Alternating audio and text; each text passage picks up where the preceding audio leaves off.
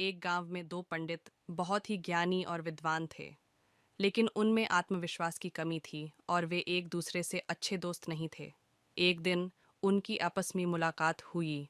सबसे पहले पंडित। नमस्ते, मेरे साथ बैठो। अब दूसरा पंडित बोलता है। नमस्ते। तुम कैसे हो? अब पहला पंडित बोलता है। मैं ठीक हूँ, पर मेरे जीवन में कुछ खास नहीं हो रहा है। अब दूसरा पंडित कहता है। हाँ, मेरे साथ भी ऐसा ही है। अब ऐसे ही उन दोनों में बातचीत शुरू होती है।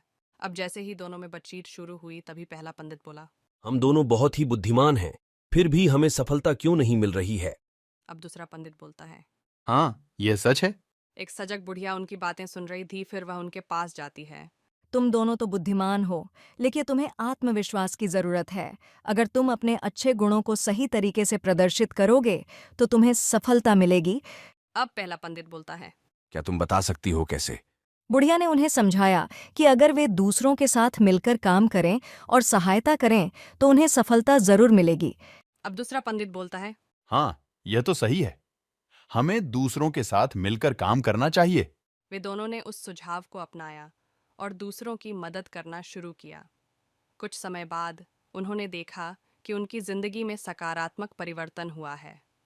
उनका आत्मविश्वास बढ़ा और वे समृद्धि की ओर बढ़ रहे थे। इस कहानी से हमें ये सीख मिलती है कि हमें मिलजुल के काम करना चाहिए और दूसरों की मदद